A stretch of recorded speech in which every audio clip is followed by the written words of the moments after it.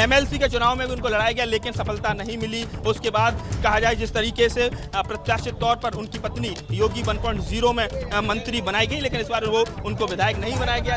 दयाशंकर सिंह को बलिया से टिकट दिया गया और ऐसे में अब दयाशंकर सिंह मंत्रिमंडल में इस समय अपनी जगह बनाने में पूरी तरह से कामयाब हो गए हैं। लखनऊ विश्वविद्यालय की छात्र राजनीति से इन्होंने राजनीति करना शुरू किया। कुछ गाड़ियां और हैं जो अब निकलना शुरू हो रही हैं। देखिए, धर्मवीर प्रजापति हैं, आगरा के रहने वाले MLC हैं, उनकी गाड़ी निकल गई है। इसके साथ ही जो मुख्य सचेतक हैं आगरा दक्षिण से तीसरी बार जीते हैं योगेंद्र उपाध्याय, वो भी पहुंचे हैं, वैगनार गाड़ी से पहुंचे हैं। तो कहीं ना कहीं एक मैसेज देने की कोशिश है कि जनता के बीच में रहकर बिल्कुल लो प्रोफाइल रहना है।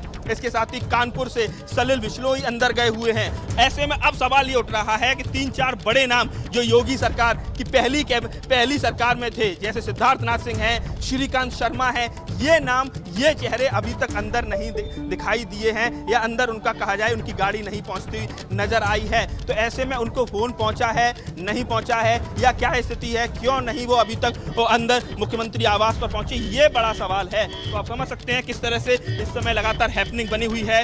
दयाशंकर सिंह बिल्कुल तमाम तस्वीरों पर आप नजर बनाए रखिए। नितिन, आपके पास हम आएंगे और तस्वीरें भी देखेंगे, साथ ही साथ हम तमाम जो रौनक आज उत्तर प्रदेश में देखने को मिल रही है वो भी तस्वीरों के जरिए दिखा रहे हैं। ब्यूरो चीफ वीरेश पांडे हमारे साथ लगातार बने हुए हैं। वीरेश, बहुत चेहरे पर स्माइल थी दयाशंकर सिंह के और धन्यवाद दे रहे थे मीडिया बंधुओं का भी और तमाम जनता को, यानी उन्होंने भी अपनी जगह पक्की कर ली है।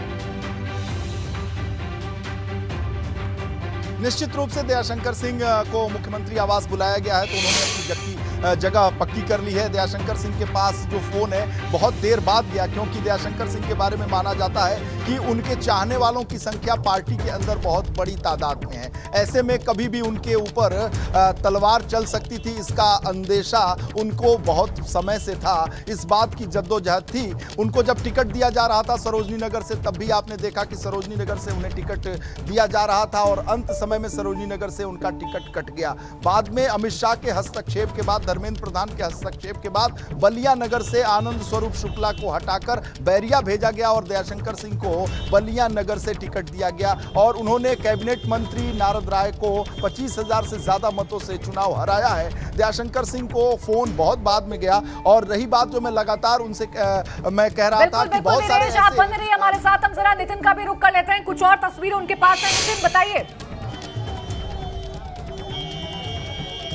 देखिए, सबसे बड़ी खबर यह है कि जो लोग मंत्री बनाए गए हैं उन्होंने योगी आदित्यनाथ से आशीर्वाद ले लिया है, अपने बॉस से आशीर्वाद ले लिया है और अब उनकी जो गाड़ियां हैं वो निकलना शुरू हो गई हैं। एक एक करके लगातार जो मंत्री बनाए जा रहे हैं उनकी गाड़ियां निकलना शुरू हो गई हैं और आप समझ सकते हैं कि इस समय जबरदस्त धक्का मुक्की की स्थिति बनी हुई है हर कोई। लेकिन कुल मिला के कहा जाए इस समय तमाम जो मंत्री बनाए गए हैं वो बाहर निकलना उन्होंने वो शुरू कर दिया है, जिसमें धर्मवीर प्रजापति अभी निकले हैं, असीम अरुण से लेके तमाम जो मंत्री बनाए गए हैं वो अब निकलना उन्होंने शुरू कर दिया है। आप देख सकते हैं तस्वीरों के जरिए मैं आपको दिखाना चाहूंगा 5 कालीस मार्ग पर इस समय गाड़ियों का पूरी तरह से एक जमघट है, काफिला इस समय नजर आ रहा है किस तरीके से एक के बाद एक जो कहा जाए अब जो विधायक अब माननीय हो चुके हैं वो विधायक अब निकलना शुरू हो चुके हैं। बस शपथ ग्रहण की औपचारिकता बाकी है। तो आप समझ सकते हैं कि एक के बाद एक जो कहा जाए जो विधायक हैं, विधायक दल की पूरा जो फॉर्म है, जो शेप है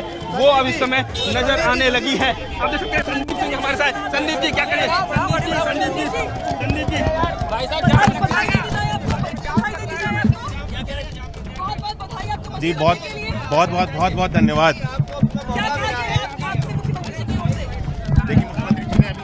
समझ सकते हैं कि इस समय की क्या स्थिति बनी हुई है।